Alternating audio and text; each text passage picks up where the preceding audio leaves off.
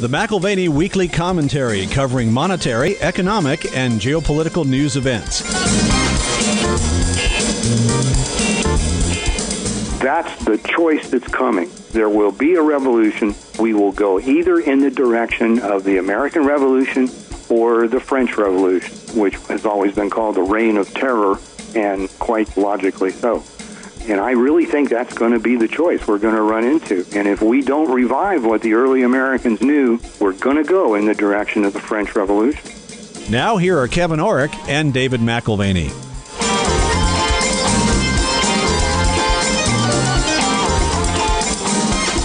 Welcome to the McAlvany Weekly Commentary. I'm Kevin Orrick along with David McAlvany. Our guest today is Richard Maybury. Reading his newsletter, Dave, for, 25 years, I love the way he looks at life just a little bit differently.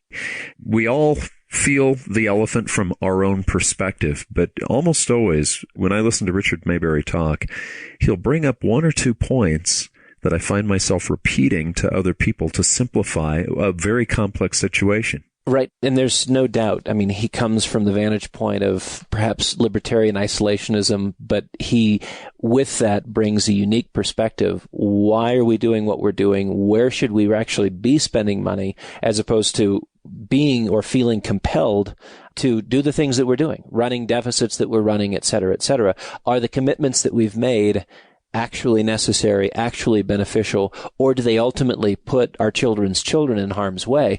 They're all questions worthy of asking, even if you might ask them or answer them from a different vantage point. Well, and just a couple of weeks ago, we celebrated Memorial Day. There are many people who have died for good things. There are many people who have died for questionable things. And I think one of the big questions that people have whenever we see the United States involved in a war or other countries, what is the war really about? Well, around the dinner table, the things that we discuss are, one, notions of just war. Should we be there in the first place? But two, who do we value, not what do we value? Because we do value our troops. We do value the men and women who serve our country, even if we don't value the policies which they are in the line of duty and according to protocol because of a chain of command required to be a part of. So we value their courage. We value their willing sacrifice for our country, and we withhold judgment in terms of the policies which they may unknowingly be participating in.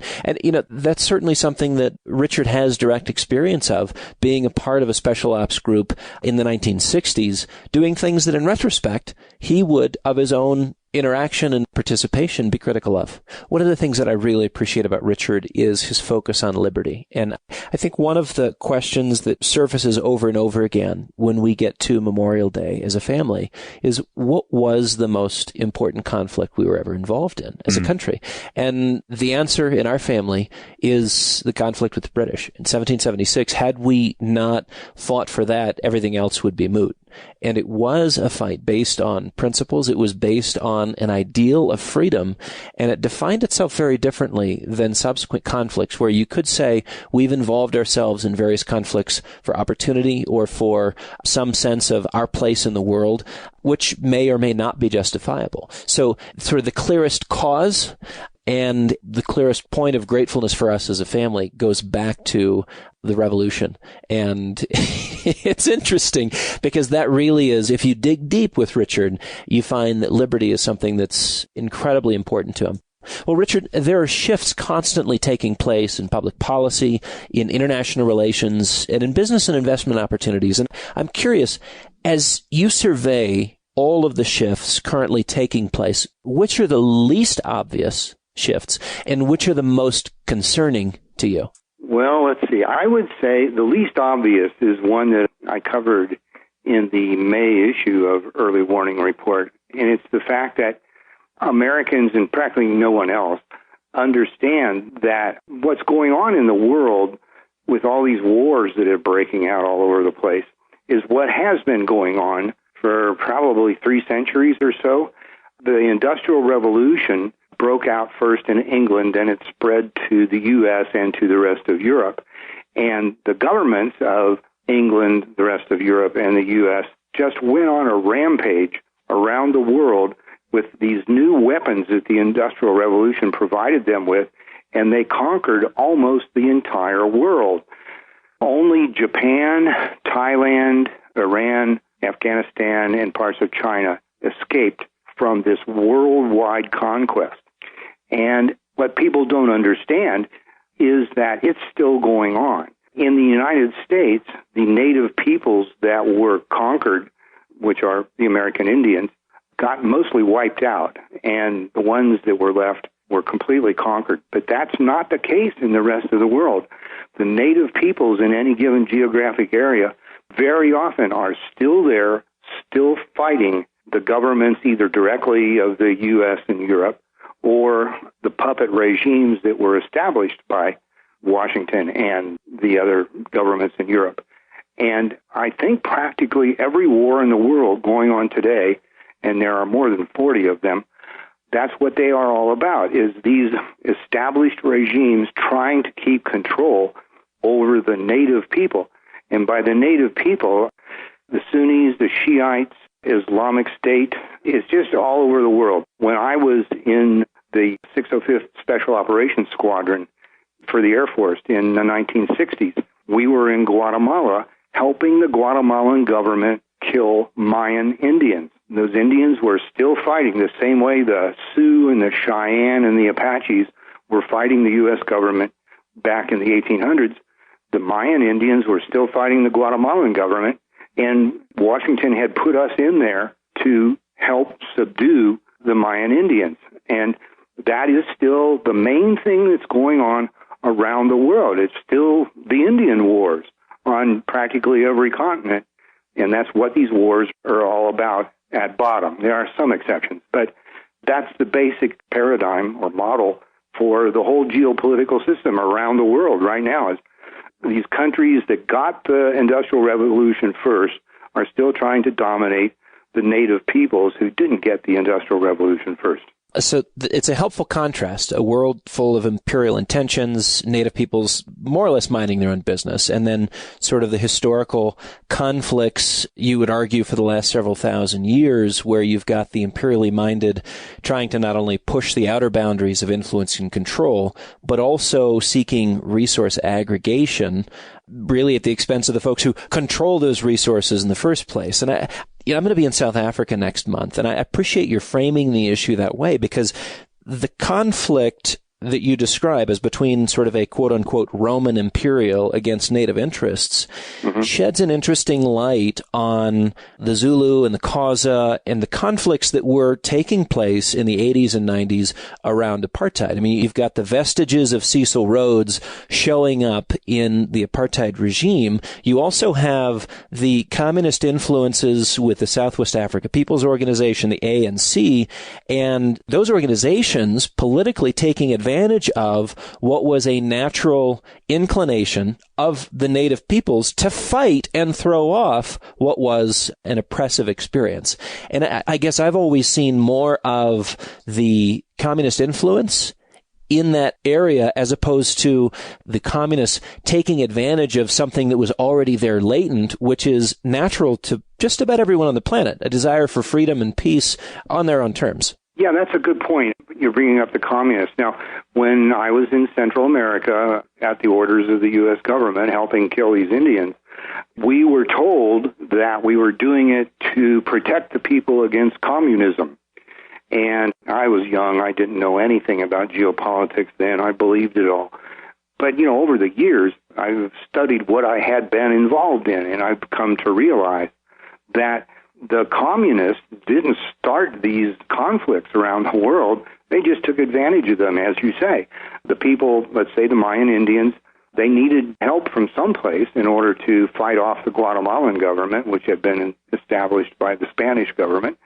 And, the communists would just come in there and say, hey, we'll help you out. If you'll be on our side against the Americans, we'll give you guns and training and whatever else you need. So it appeared to Washington and most Americans that the communists were starting these wars, but they weren't. The wars were pre-existing for, probably a couple centuries maybe. And the communists just came in and took advantage of it, and that happened all over the world. That's what was going on in Vietnam and lots of other places. The communists didn't start it. They just came in and took advantage of it. Well, you have in the Middle East a long history of outsiders meddling, and you make the case that much of the instability we see today in the Middle East comes from Franklin Roosevelt's policies.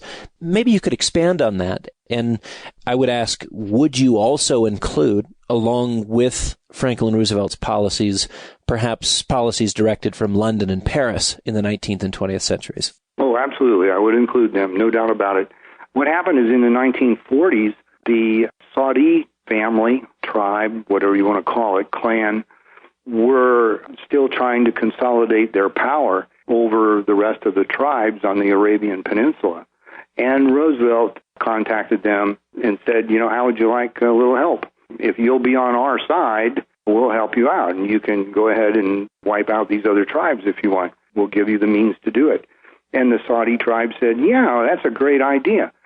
And I should point out, the British government was in there very heavily the same way, backing the Saudi clan and helping them wipe out the other tribes.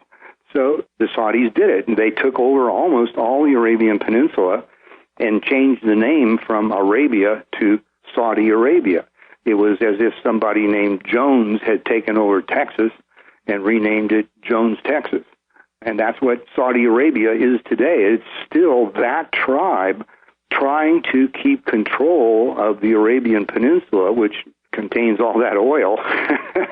And I'd say practically all of the conflict in the Mideast today extends from the British, French, and U.S. governments meddling in those nations' affairs, which in the U.S. started in the 1940s. The British and French and the Italians, those governments were in there a long time before that, doing the same thing. They would go in and they pick a given tribe that they thought might be able to beat the other tribes, and they would make those guys an offer, we'll help you wipe out these other people if you will then be on our side and do us favors. And those tribes would accept.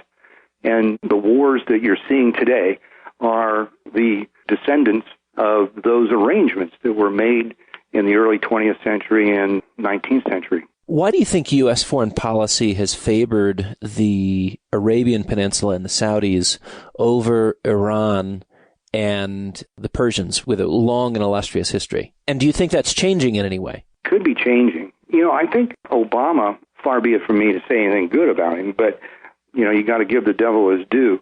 He, I think, understood what we're talking about here much better than almost any other president has. And he was pointing out, or trying to point out, that the U.S. has got to back out of these crazy wars and bring our forces home.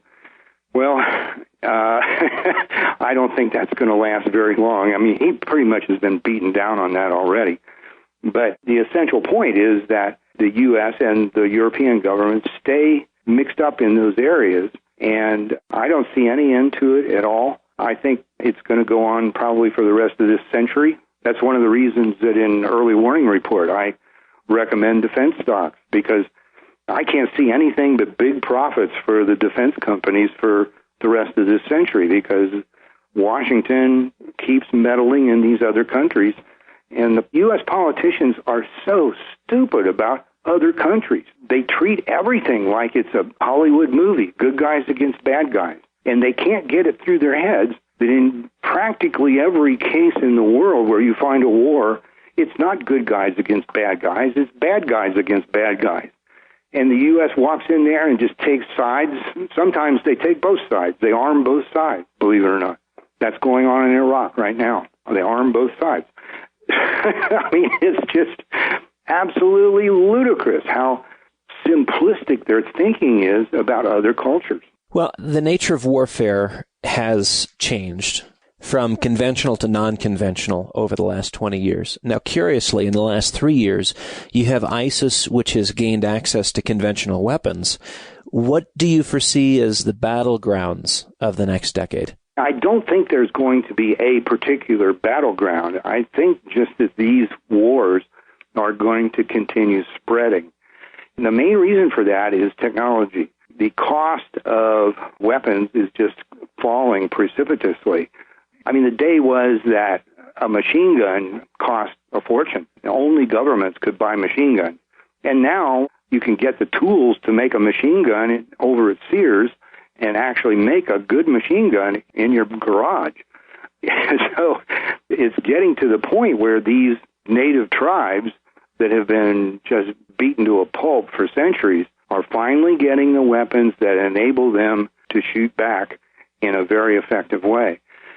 So, I think that these tribal conflicts that you're watching in the Middle East right now, that the fools in Washington just can't stay out of, I think those types of conflicts are just going to keep breaking out all over the place. Africa probably is the one that's going to be the most bloody. I would guess that's off the top of my head. But it'll be a very common thing all over Asia and Africa, probably increase a lot in South America. It's just going to generally be the native tribes that have been trying so hard to get their land back for centuries are now going to be able to do it, and they will do it in a lot of cases. Recently we had Al-Naimi, the oil minister in Saudi Arabia. He was sacked. And wondering, what is the significance of kind of a shift in key positions in Saudi Arabia? Now you've got a young 30-something as the new defense minister, actually 29 years old. Can we assume that there is a shift in Saudi strategy and behavior? What does that look like? It probably is.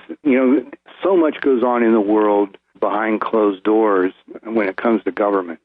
And that's in the U.S. as well as everywhere else. The real decisions are ones that common people never hear about. And that's the same in Saudi Arabia. They're very secretive. You don't know what's really going on. You don't know what kind of deals are being secretly made or who is stabbing who in the back. And the situation is always very fluid. Now, where that's going to lead, I don't know, but I can be very confident that the Saudi leadership is scared to death. The hegemony that they have held over the Arabian Peninsula since the 1940s is coming apart. And there are organizations like Islamic State that are wanting to come in. And I think there's a kind of a sense of panic. I'm just guessing at this. I haven't been in any of their secret meetings, but I'm just guessing that there's a sense of panic in Riyadh, and I don't know where that's going to go. You can predict with some confidence that there will be a lot more backstabbing. There will be sudden removals in one way or another of various officials. But the direction it will all go in, it's really hard to say. Radical Islam is not new. I mean, there's been various versions of intense belief, and those who are, purists of the faith going back 8 centuries. So, to what degree do you think our foreign policy has contributed to a modern day radicalization of Islam? Oh, tremendously. Again, those fools in Washington keep taking sides with people in these conflicts when they don't understand anything about them. It's just such an outrage that these American politicians think they are so good and wise and noble that they can stick their noses into the business of other people on the other side of the world and straighten things out and make everything right. This is insane, absolutely insane. But they continue doing it, and the so-called radical Islam movement is a reaction to that. As Ron Paul said so often, they didn't come over here until we went over there. And that is a perfect summary of the rise of radical Islam. Some Muslim tribes were beaten down by other Muslim tribes that were backed by Washington and London and Paris and on and on. And it was inevitable that this day was going to come, that those beaten down tribes were finally going to rise up. And they're doing that. And the only rational thing for Washington to do is get out of there. Just get out of there. Bring the American armed forces home to create a fortress America and let the rest of the world go ahead and fight out these conflicts that they've had for centuries. There's nothing we can do about it except just stand back and wait for it to eventually be over, which will probably take the rest of the century. Now, around the dinner table, growing up in our home, geography was a regular discussion, and the choke points of whether it be the Cape Horn or the Straits of Malacca or the Straits of Hormuz, these were commonly talked about. And to become a fortress America on the one hand has its merits. On the other hand, a place like the Straits of Malacca, 30% of global trade flows through there. And we currently have a conflict which is interesting to say the least. I mean, over the next 3 to 5 to 7 years, you could have either the Chinese vying for complete dominance and control of the region, or we sort of stand as a balance to their push outward. And again, it comes back to that thesis which you stated earlier, an imperial intention, whether it's of the United States or of the Chinese, of having greater control of resources, trade routes, cities, tax bases, et cetera, et cetera. Don't we have a presence in Southeast Asia, specifically the South China Sea, to act as sort of a balance to what is a growing desire for dominance and regional control by the Chinese? Yeah, but, so the Chinese government is going to control it. Then what? All they can do is either cut off the rest of the world's trade through that area, which would do them no good at all, or they can charge a high price, some sort of a tariff for using that area, which is what they would probably do. Just like the customs castles that you see all over Europe, the little castles along the rivers where these feudal lords would charge people money for going by that spot, and people would pay the money. That's where the word customs comes from, the customary fee for passing that point. And if the guy raised the fee too high, people would stop using that river. And, those businesses just would fail and they'd disappear. So the guy had to keep the tariff low enough that people would continue using the river. And that's what the Chinese would do with the Straits of Malacca. They would charge some fee for using it, just like the feudal lords in the Middle Ages. Well, okay, I would prefer not to pay that fee for whatever television set or computer or whatever I buy, but I most certainly don't intend to go over there and risk my life fighting with the Chinese to try to keep the tariff from being levied. And that's what we're really talking about is, do you really want to send your sons and daughters over there to die fighting to keep these tariffs down? I don't think you probably do. But nobody ever presents it to the American people in that way. They don't explain it. All they say is, we have interests over there. We have to protect our interests. And Americans go off and die to protect interests. And there's no legal definition for the word interest. Nobody knows what an interest is. All we know is that Washington expects us to die for it. This is insane. So the Silk Road, or what's now being called the One Belt, One Road project, which is expanding trade routes, trading oil, natural gas, goods, finished products, not only through Asia Minor, but also throughout the sea lanes all the way to Europe and India. Your suggestion is, if they want to expand their business, let them expand their business. We don't need a monopoly on global taxation as it relates to the flow of goods and services. That's really not our role. It shouldn't be our greatest aspiration. Let them have their slice of the pie. Is that fair? I'm not saying I like that idea, but the reality is that you're either going to fight a war to keep those trade routes open, or you're going to pay the tax. It's one or the other. And I don't want to send anybody over there to die trying to keep the taxes down. It's insane. In terms of politics here in the U.S., there appears to be a great degree of discontentment with establishment politics.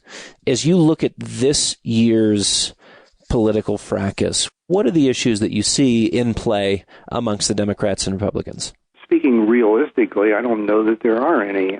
I think that Democrats and the Republicans are just two branches of the same party. And, their main goal is to keep other parties from coming up. So I think those people are in bed together. And what looks like issues to the general public, that's just a show. And you can't really know what these people disagree with each other about. But what you do know is what they do agree about is that one of them should be in power at any given time. And I kind of suspect, I don't know, but I kind of suspect that there are a lot of backroom deals where, they just trade off. This year you're going to get the legislature in Wyoming, and we'll get the legislature in Arizona, and you'll get some judgeships here in Arkansas and Virginia, We'll get some in some other area. I think that's what really goes on, and the money for the campaigns gets distributed accordingly. Now, again, I can't prove that, but when you realize that the main goal of both of those parties is for both of those parties to keep control of the government and not let it go to anybody else, then there has to be a whole lot of backroom deals that go on all the time. So I don't think there are any real issues. I think it's all just an act. It's all played out. And whoever wins the presidency is probably somebody that the two sides got together and decided, well, it's your turn to have the presidency. Well, if you step back from the two parties and look at the personalities that are still in the mix, in choosing a president for the United States, what is more tolerable, a socialist, a communist, or a fascist? Well, we have to get into definitions there on those three terms. One thing I would point out is that I think it would be a wonderful world if it was all communist, in the sense that the word was originally to mean, which is a world where we all love each other and we all work together and share the production, and there is no government. That's the key. There is no government. Well, there might be a few religious monasteries that practice communism and maybe a few hippie communes here and there. But essentially, communism has never existed, and it probably never will. What really has existed and does exist is socialism. And socialism assumes you should have this enormously powerful government that owns everything and everybody and decides where all the wealth will go and decides pretty much everything else, too, what job you're going to do, and on and on. And the closer you get to that ideal socialism, the closer you get to some sort of tyranny. And that's what's wrong in Europe right now, is they kept implementing more and more socialism until they pretty much duplicated what was going on in the Soviet Union, and we all know what happened to the Soviet Union. Now, then the other choice would be fascism. I tend to think that the fascist model is the one that is more strictly in existence everywhere. Fascism is extremely simple. It just says that the truth is just a matter of opinion, therefore right and wrong are just matters of opinion, therefore we should do whatever appears necessary, no exceptions, no limits. And that pretty much is the policy of every government on earth now. So if you're worried about the isms, the one that already has control of everything is fascism. And, myself, I believe in the system of liberty, and there are millions of other Americans who do believe in it, and I think it's slowly being rediscovered, but it's going to be a long process. Is the erosion of confidence in the American political leadership, and I think you see that in sort of the more grassroots followings of a Bernie Sanders or a Donald Trump, who prefer the quote-unquote outsider, even if they're not outsiders. But is that symptomatic of a generational issue, or is there something more deeply systemic going on? I think it's deeply systemic. The American people are finally figuring out that the government is a big hoax. Now, they don't want to face that in so many words, but they're moving in that direction fast. They're figuring it out fast. The government exists for the benefit of the government. They're figuring that out.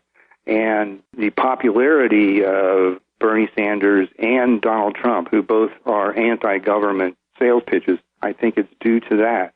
Now, the typical American doesn't understand what you and I do about these things because he doesn't study it all day long like we do. But he's slowly coming to see that the whole federal government is just a big swindle.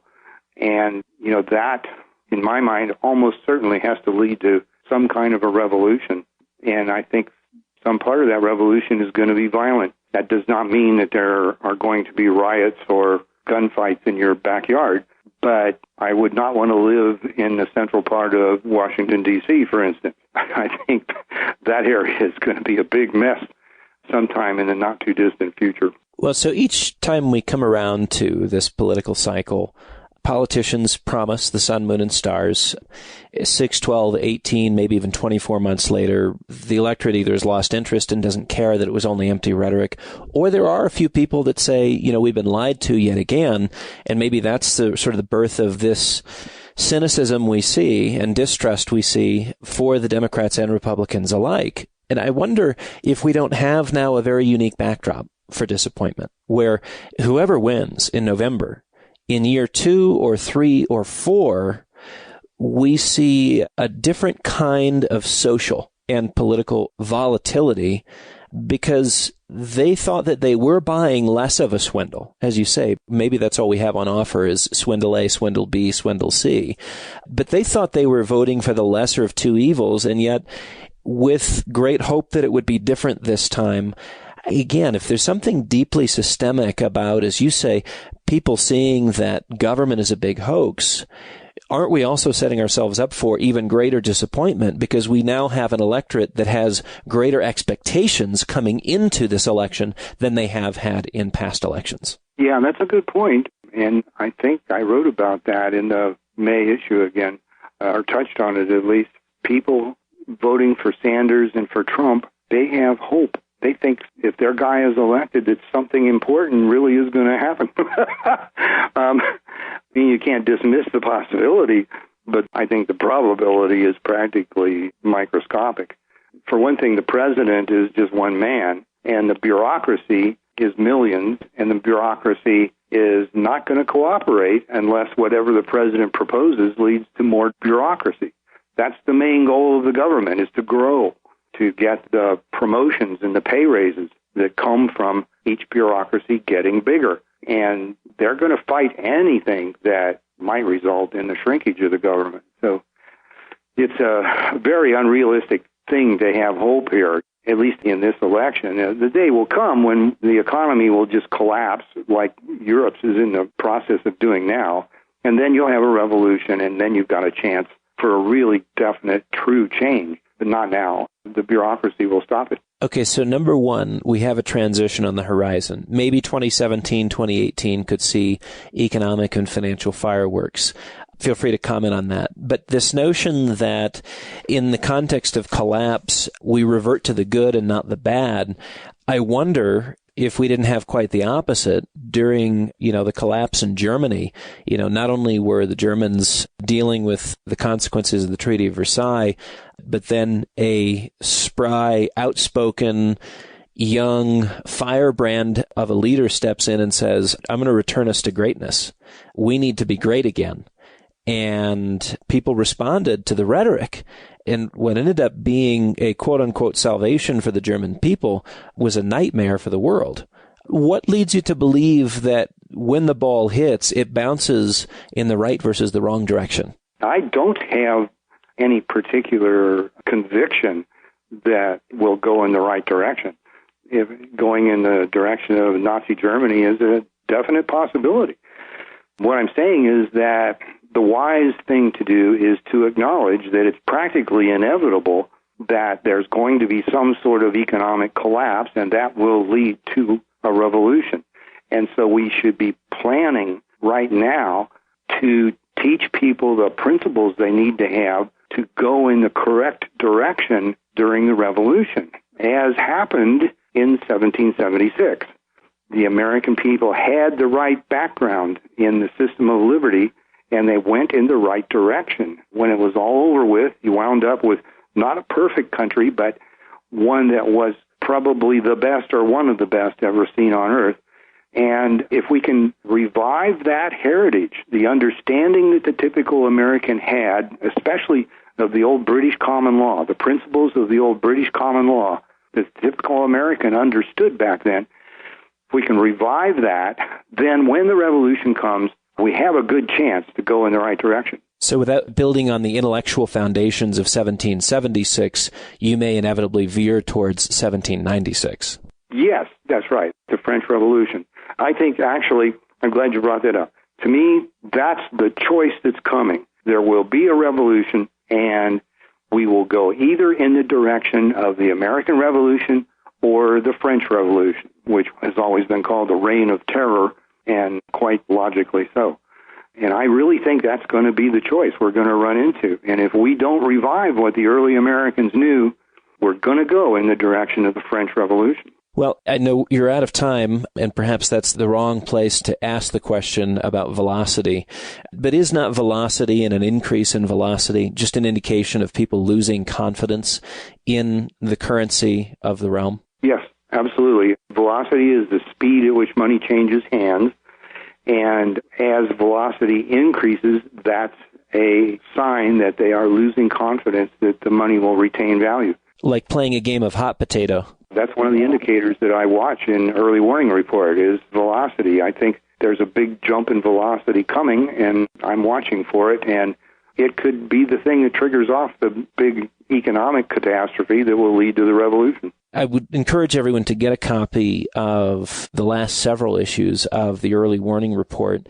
And this issue of velocity and sort of a monetary hot potato is pretty critical. I think it's very, very critical because it is something that is a psychological shift as much as a monetary and economic shift, where people desperately try to remove the risk from their portfolios by getting rid of things that they consider worthless and hope that the next person is happy to take them. And on the hot potato game goes. What is the best way for people to reach out to you, Mr. Maybury, to get a copy of your past reports? Our 800 number is 800-509-5400. Again, that's 800-509-5400. Well, thanks so much for joining us in this enlightening conversation and perspective on sort of where we're at and where we're going from the standpoint of geopolitics, domestic policy issues, and the economy. We look forward to seeing how the years ahead of us unfold. We're obviously interested and curious and hopefully well prepared. Thanks a lot, David. It was really good talking with you. Likewise, great to have you back on the program, Richard. You've been listening to the McAlvany Weekly Commentary. I'm Kevin Orrick along with David McAlvany and our guest today, Richard Maybury. You can find us at McAlvany.com. That's McAlvany.com. Or give us a call at 800-525-9556. This has been the McAlvany Weekly Commentary. The views expressed should not be considered to be a solicitation or a recommendation for your investment portfolio. You should consult a professional financial advisor to assess your suitability for risk and investment. Join us again next week for a new edition of the McAlvany Weekly Commentary.